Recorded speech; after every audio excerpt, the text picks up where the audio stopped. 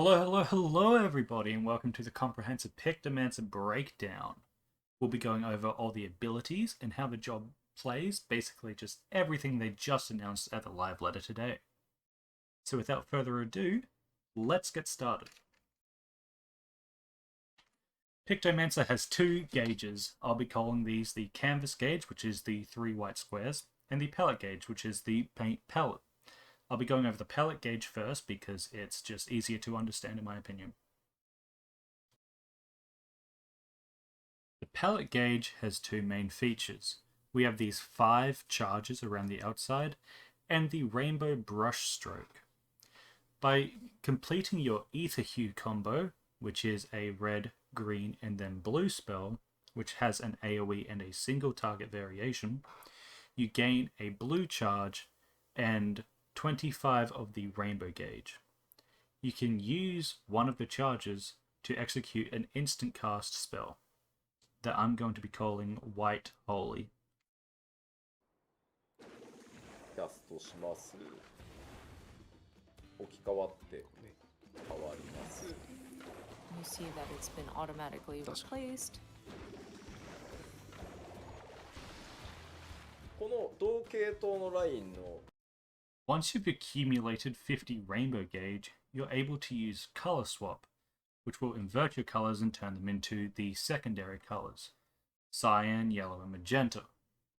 These also have an AoE and a single target variant, and they're more powerful but slower to cast than the regular versions.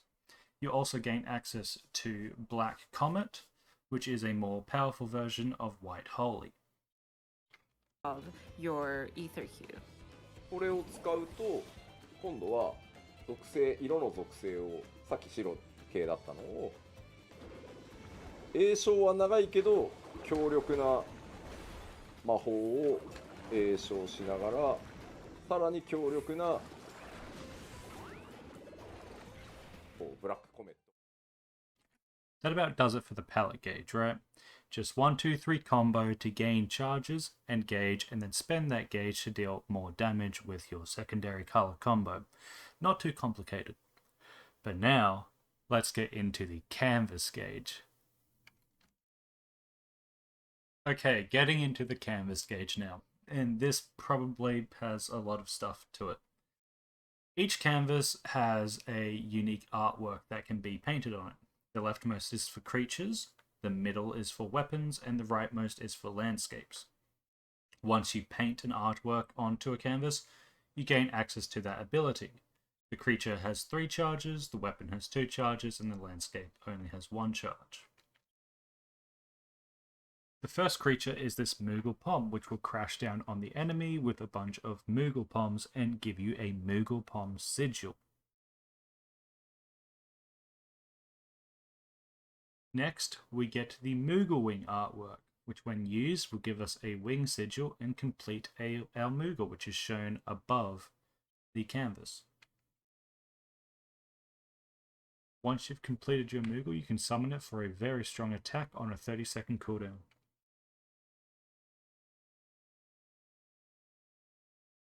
The next creature we summon is a set of claws, and then after that we summon fangs. This will complete the sigils at the top, and we gain access to another creature to summon, which they're calling Medine. We gain access to the Medine summon button, and then Medine comes and does a very, very strong attack. And so that's pretty much the end of the creature part of the canvas gauge. Summon Moogle Poms, summon Wings, summon Moogle. Summon Claws, summon Fangs, summon Medine. Next we'll move on to the weapon gauge. From what we've seen, the weapon canvas is pretty simple. We've only seen a hammer attack so far. So we paint the hammer onto the canvas. That gives us the button to realize the hammer into an attack. And then the attack button has 3 attacks within it. The last part of the canvas to talk about is the landscape canvas. This is essentially your 2-minute party buff window, your hammer is your 1-minute window, and your creatures are your 30 seconds. Just like all the other canvases, we paint it, and then we get a button to realize it. This is the one that will actually place your party buffs, and then we get a button to do an attack. When you realize your landscape, you gain access to your color swap ability again, as well as what looks to be 5 instant casts and another buff, which is probably the party buff, which I'm guessing is like, 5% maybe. So that does it for all the major parts of the job, really. There's a couple more abilities I haven't shown yet, but I'll get to right now. So firstly, we have this rainbow ability, which has a really long cast time and will probably be used at the start of the fight, and will probably also benefit quite a lot from some of the instant casts from your landscape.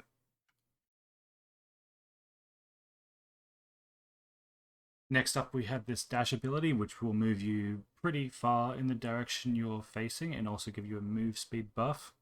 I mean, it's just going to be another red mage or dragoon just dashing off cliffs, right? Let's be honest, alright? And that's everything they've shown us so far. There's 2 abilities we haven't seen yet. One looks like a red sort of shield, which I'm assuming is probably like a personal mitigation. And then the other one is a sort of green aura, which I can't really speculate on, but if I was making a guess, maybe it's a personal heal or something, right? Again, that's probably wrong, but, And yeah, that's everything. There's some footage right now of Yoshi P doing a full combat trial of it, and it looks pretty cool. It looks pretty interesting. And so I could be wrong about some of this stuff so far, but I've gone over it a couple times, and it looks like that's roughly how it'll play, right? Like we'll go in, we'll start using our rainbow stuff, and then we open up our canvases and blow all that as soon as we can. And then during the intermission is when we're building our pallet gauge and our rainbow gauge, right? And we go, that's basically our filler stuff while we're waiting for our canvases to come back up. And that about does it for this video. Pictomancer, it's looking pretty cool. It's 5:10 a.m. here. I need to get some sleep. I've been up all night working on this video for you guys. And I hope you like it. If you did, leave a like, leave a comment, subscribe if you want. It really helps the channel out. And I'll see you all next time. I'm going to do a live letter breakdown and a Viper breakdown. But I mean, Viper looks a little complex from what I can see. But I'll see you all in the next one, alright? Peace.